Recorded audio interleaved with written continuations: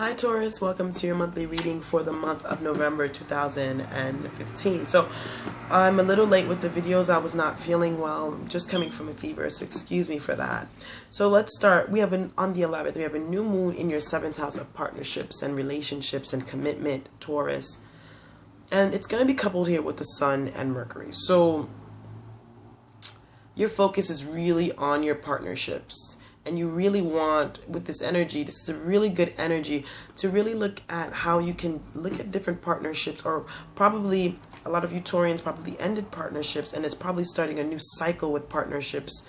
And it can be in your business relationships, your marriages, or if you're married, your partner, anything that you're on a one-on-one relationship with other people. You're going to be thinking new. You're going to be communicating a lot more with people in your life as well around the 11th with this new moon, setting new intentions on your partnerships and how to really go about them differently. On the 12th, Mars and Venus are going to be coupled together in your 6th house. So it's going to bring a lot more love to your work environment and also your health habits. Any of you Taurians that's probably wanted to quit doing something that you know is not really good for your health, this is going to be a really good time for that. Mars is a significator of action, so it pushes you with that. And Venus is here, so it's not doing it in an aggressive way with Venus here. You're really just kind of learning, I have to do this in order for me to be happy, in order for me to be at peace, because Venus just wants peace. We have on the 20th, Mercury moves into your 8th house of intimacy where Saturn has been. So you've been getting a lot of discipline, a real different outlook on your intimacy and how you deal with control and money and your partner's money, joint finances and debts. So Mercury's here, so you're going to be focusing your communication a lot more around the 20th on in regards to your intimacy sector, how you deal with control, Taurus, and how it is that you and your partner can probably communicate. This will be a really good time to communicate with your partner a lot more around this time in regards to money issues with money, or any situations revolving money between the two of you. On the 22nd, the Sun is going to be moving there as well, so your focus goes there. Your focus is really going to be in the 8th house, on your control, on the intimacy issues as well. On the 25th, you have a full moon in your 2nd house. You rule the 2nd house. The 2nd house is all about your values. It's all about your earthly possessions, the things that you own, your house, your car. But it's also about your feelings and what really means something to you.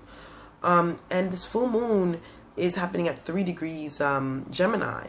So what makes you happy? So there also could be a situation with sharing issues as well, like how do you feel about sharing and with your resources? What is it? Because your 2nd and your 8th house speak to each other, so it's reflecting your 8th house as well. On the 26th, this is the aspect that I wanted to talk about this month for each sign. It's Saturn in your 8th house of intimacy. It's going to be squaring Neptune, and Neptune is in your 11th house of your social life and the money that you receive from the business that you work for, that you own. It's also about your bigger picture, what you really dream for yourself, like what you want for your life. So there's going to be some tension here between your intimacy, your partner's money, how you handle power. There's going to be some tension between your social life and what you really want long term. So there may be a little bit of fantasy mixed with reality. Saturn is real grounding. Neptune is really about, I just want to daydream all day.